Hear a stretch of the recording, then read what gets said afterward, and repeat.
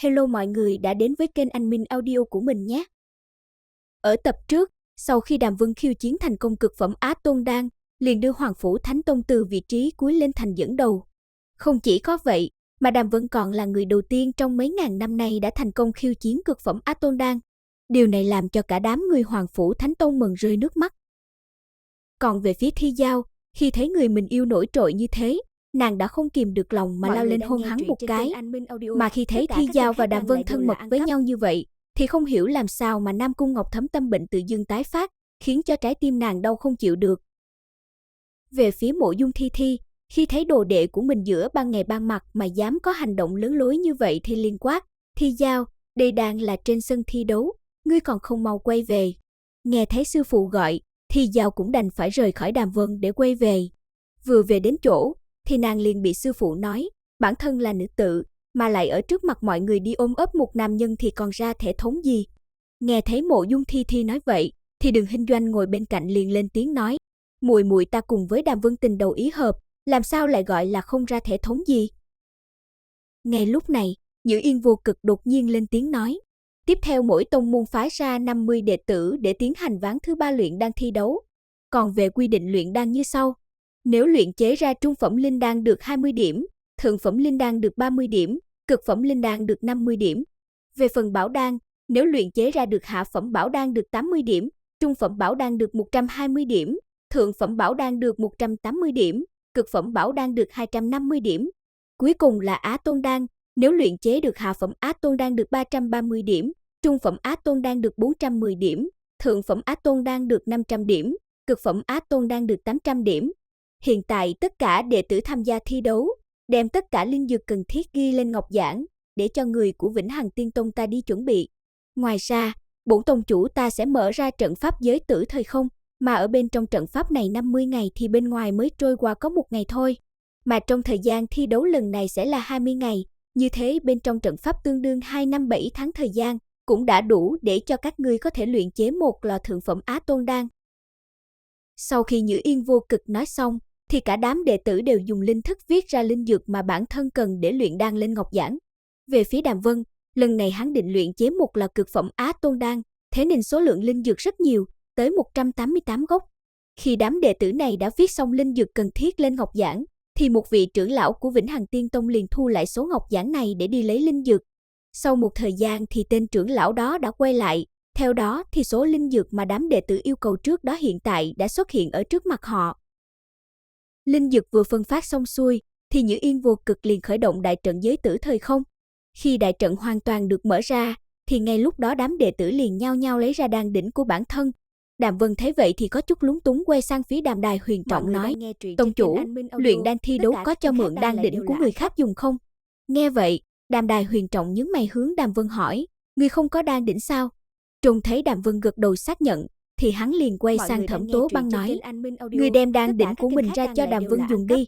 Nghe tông chủ nói vậy, Thẩm Tố Băng liền hướng Đàm Vân nói, đan đỉnh của ta là hạ phẩm tôn khí đan đỉnh, nếu lần đầu sử dụng thì rất khó khống chế hỏa diễm, cùng với dung hợp dược dịch. Sau khi nói qua một chút khó khăn khi sử dụng đan đỉnh của mình xong, thì Thẩm Tố Băng liền đưa đan đỉnh cho Đàm Vân. Đan đỉnh vừa vào tay, Đàm Vân liền tế ra hồng môn hỏa diễm để làm nóng đan đỉnh. Sau đó, hắn liền sắp xếp linh dược cần thiết cho việc luyện đan ra trước mặt. Mà khi trông thấy đống linh dược này của Đàm Vân, không chỉ có người của Hoàng Phủ Thánh Tông, mà cả đám trưởng lão của Vĩnh Hằng Tiên Tông và Thần Hồn Tiên Cung đều không hiểu Đàm Vân muốn luyện chế loại đan dược nào. Vì nếu dựa theo linh dược mà Đàm Vân yêu cầu, thì như bọn họ biết cao lắm chỉ luyện chế ra được trung phẩm linh đan mà thôi. Mà Đàm Đài Huyền Trọng thấy vậy thì cau mày nói, Đàm Vân, đây chính là trận cuối cùng của đan thuật thi đấu, ngươi phải xuất ra toàn lực đấy.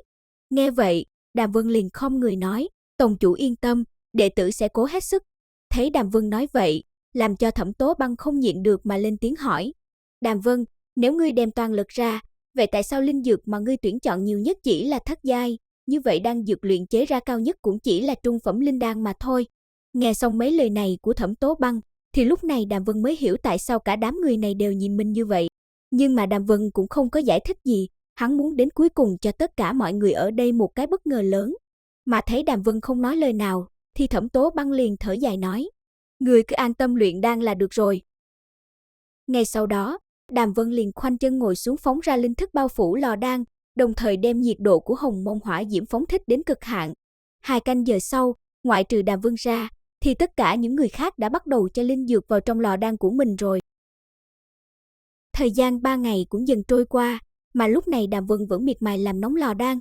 Thấy vậy, Nhữ Yên Vô Cực nhìn Đàm Đài Huyền Trọng cười đểu nói: Đàm Đài tông chủ, ta thấy ngươi nên thay cho Đàm Vân một cái thượng phẩm linh khí đan đỉnh đi. Mà Nhữ Yên Vô Cực vừa nói xong, thì ngay lúc đó, Đàm Vân cũng tiện tay ném vào trong đan đỉnh 30 gốc linh dược, rồi sau đó liền phóng thích hỏa hầu đến cực hạn. Vừa trông thấy hành động này của Đàm Vân, liền khiến cho cả đám trưởng lão đều xôn xao bàn tán. Bọn họ nói Đàm Vân không hề biết tí tẹo nào về luyện đan cả. Còn về phía Hoàng Phủ Thánh Tông, sau khi thấy hành động đó của Đàm Vân, thì Đàm Đài Huyền Trọng và Đường Hinh Doanh đều hướng Thẩm Tố Băng hỏi, Đàm Vân làm vậy là như thế nào? Lúc này, Thẩm Tố Băng như nhớ tới gì, mấy ngày nhíu chặt nhìn Đàm Vân, rồi nàng thấp giọng nói, tông chủ, Đàm Vân đem nhiệt lửa phóng thích đến cực hạn, cũng không đại biểu hắn không biết luyện đan. Dứt lời, Thẩm Tố Băng dừng lại một chút rồi truyền âm nói, lúc trước sư phụ ta luyện chế cực phẩm Hoàng Hồn Tôn đan cho Đường thủ tịch, ông ấy cũng phóng thích nhiệt lửa đến cực hạn, vì thế mà trong thời gian 1 tháng là đã luyện chế xong, cho nên thuộc hạ mới nói, Đàm Vân không phải là không biết luyện đan, mà có thể đan thuật tạo nghệ của hắn rất cao. Thời gian thấm thoát trôi qua, chớp mắt đã qua 2 năm, mà lúc này, ánh mắt của mấy vị trưởng lão đều tập trung vào đệ tử của mình, chẳng còn có ai ngoài Hoàng Phủ Thánh Tông để ý đến Đàm Vân nữa. Vì theo như bọn họ thấy, trong suốt 2 năm, Đàm Vân liên tục phóng thích hỏa diễm đến cực hạn như thế, thì đan dược luyện thành cũng chỉ là phế đan mà thôi. Trong thời gian này, Ân Thủy Linh và Đỗ Lăng cũng đã đem gốc linh dược cuối cùng ném vào trong lò đan, chứng tỏ đan dược của bọn họ cũng sắp được ra lò. Thời gian 3 tháng nhanh chóng trôi qua, bản mệnh chân hỏa trong lò đan liền được 2 người Ân Thủy Linh và Đỗ Lăng thu lại, chứng tỏ đan dược mà 2 người luyện chế đã hoàn thành. Còn về Đàm Vân, lúc này hắn mới đem 56 gốc linh dược cuối cùng ném vào trong lò đan, rồi lại tiếp tục phóng thích nhiệt lửa đến cực hạn. Rồi 4 tháng nữa lại trôi qua, mà hiện tại chỉ còn 3 ngày nữa là thi đấu sẽ kết thúc. Lúc này, chỉ còn lại một mình Đàm Vân còn đang luyện đan, trong khi tất cả những người khác đã thu hồi bản mệnh chân hỏa từ lâu. Rất nhanh, 3 ngày thời gian cuối cùng cũng đến phút chót Đàm Vân mới thu hồi hỏa diễm trong đan đỉnh. Khi thời gian vừa hết, thì Nhữ Yên Vô Cực liền lên tiếng nói, thời gian luyện đan đã hết, tiếp theo liền nghiệm chứng đan dược. Bắt đầu nghiệm chứng từ Thần Hồn Tiên Cung trước, sau đó đến Vĩnh Hằng Tiên Tông, và cuối cùng là Hoàng Phủ Thánh Tông. Nhữ Yên Vô Cực vừa nói xong, thì Chư Các Vũ liền gọi Ân Thủy Linh lên để nghiệm chứng trước. Nghe vậy, Ân Thủy Linh liền vung tay lên, theo đó là 12 viên đan dược xuất hiện, trôi nổi tại hư không. Vừa nhìn thấy 12 viên đan dược này, con người của Nhữ Yên Vô Cực liền co ruột lại, sau đó hắn lên tiếng nói, Ân Thủy Linh luyện chế chính là thượng phẩm bảo đan, Uẩn Hồn đan, do vậy Thần Hồn Tiên Cung đạt được 180 điểm.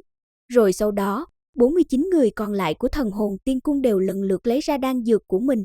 Sau một hồi nghiệm chứng, thì có 30 người luyện chế được trung phẩm bảo đan, do đó mỗi người được cộng 120 điểm, tổng cộng 30 người là 3.600 điểm.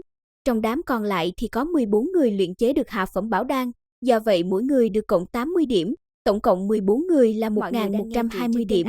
Còn lại 5 người cuối cùng luyện chế được cực phẩm linh đan, nên mỗi người được cộng 50 điểm, tổng 5 người là 250 điểm. Tổng kết lại, trong trận thi đấu thứ 3 này, Thần Hồn Tiên Cung được 5.150 điểm, cộng với 2.550 điểm trước đó, thì tổng điểm cuối cùng của Thần Hồn Tiên Cung là 7.700 điểm. Nội dung của tập này đến đây là hết rồi. Xin chào và hẹn gặp lại mọi người trong tập tiếp theo nhé!